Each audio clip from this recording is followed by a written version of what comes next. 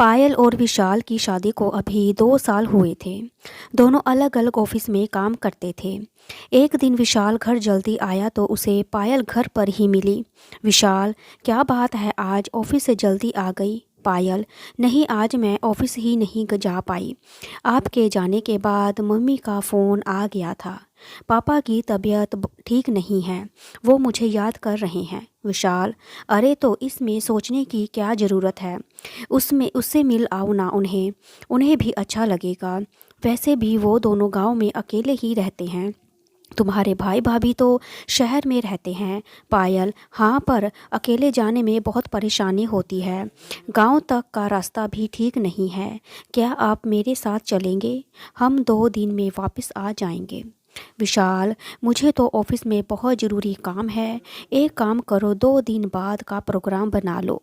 मैं कल ऑफिस में छुट्टी के लिए बात कर लूँगा।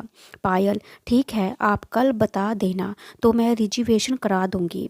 अगले दिन दोपहर को पायल विशाल को फ़ोन करती है। पायल, विशाल, आपने बात कर ली छुट्टी के लिए, कब निकलना है? विशाल, हाँ पायल, कल का रिजर्वेशन करवा लो, हम कल सुबह ही निकल जाएंगे। अगले दिन दोनों ट्रेन से गांव पहुंच जाते हैं। पायल और विशाल जब घर पहुंचते हैं तो उनके पिता अंतिम सांसें ले रहे थे। उन्हें देखकर पायल फूट फूट कर रोने लगती है। पायल, माँ, आपने तो कहा था कि पिताजी की तबीयत ठीक नहीं है। ये इतने बीमार थे तो पहले क्यों नहीं बताया? हम इन्हें शहर के किसी अच्छे हॉस्पिटल में दिखा देते।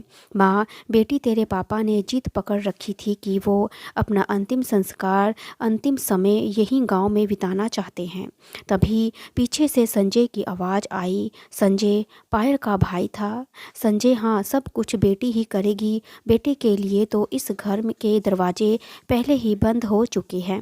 सारी खबर बेटी को ही दी जाएगी, यही इलाज कराएगी। पायल, भैया, आप ये क्या कह रहे हो? मैं अभी अभी आई हूँ। आपका फ़र्ज़ है माँ बाप का ख्याल रखने का। आप यहाँ से जाने के बाद कभी इनसे मिलने आए हैं? संजय, तुम दोनों आ जाते। गांव का हिस्सा अपने नाम करवाने हमारी क्या ज़रूरत है? पायल, भैया, आपको शर्म नहीं आती? इस समय भी ऐसी बात कर रहे हो?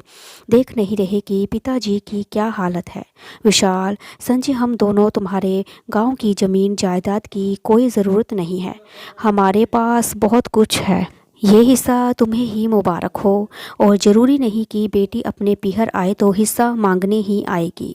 संजय मौके की नज़ाकत को देखकर चुप हो जाता है। पायल को अपने भाई की बातें बहुत बुरी लग रही थी। वो अपने पिता के सराहने बैठकर रो रही थी। पिछले कुछ सालों की बात उसके दिमाग में घूम रही थी। पापा, बेटी, तूने अपनी पढ़ाई पूरी कर ली, अब क्या विचार है? पायल, पापा, मैं नौकरी करना चाहती हूँ, उसके लिए शहर जाना पड़ेगा। पायल पिछली बातें सोच रही है। पापा, ठीक है, मैं तुम्हें नौकरी के लिए अप्लाई कर, मैं तेरे साथ शहर चलूँगा। कुछ ही दिनों में पायल की नौकरी पक्की हो जाती है और उसके पापा उसके साथ शहर आ जाते हैं। अच्छे से उसके रहने खाने का इंतज़ाम कर देते हैं। कुछ दिन उनके साथ रहकर वापस गांव आ जाते हैं और इस बात से संजय और उसकी पत्नी बहुत गुस्सा होते हैं। वो दोनों हर दिन माता पिता से झगड़ते थे।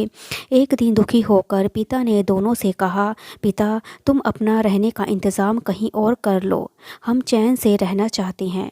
ये लो 1 लाख रुपए। संजय अपनी पत्नी के साथ शहर आ जाता है और नौकरी करने लगता है। उसके बाद संजय कभी गांव नहीं गया, जहां तक कि बहन की शादी में भी वो नहीं पहुंचा। यही सब सोचकर पायल रो रही थी।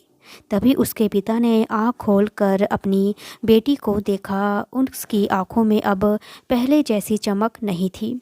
अकेलापन और उदासी छाई हुई थी।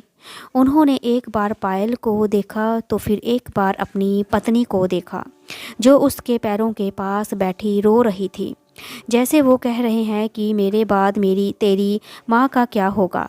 पापा, आप माँ की चिंता ना करें, मैं इन्हें अपने साथ रखूँगी। पायल की बात सुनकर उसके चेहरे पर संतोष के भाव आए, लेकिन आँखों से आंसू बह निकले। कुछ देर बाद उन्होंने आंखें बंद कर ली और कुछ देर में प्राण त्याग दिए। 13 दिन तक घर में रिश्तेदारों का जमावड़ा लगा रहा, रीति रिवाज होते रहे। 13वीं के बाद सब घर चले गए अपने अपने। पायल, विशाल, क्या हम माँ को अपने साथ रख सकते हैं? विशाल, हाँ क्यों नहीं, लेकिन मेरी एक शर्त है। पायल, वो क्या विशाल? ये पूरी जायदाद माँ को संजय के नाम करनी होगी, जेवर रुपए सब कुछ, नहीं तो वो यही कहेगा जायदाद के चक्कर में माँ को ले गए।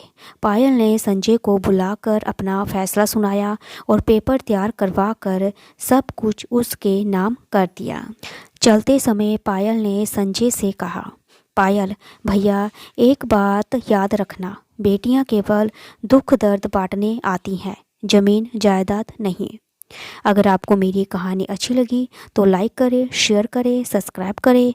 मेरी ये वीडियो देखने के लिए थैंक यू सो मच।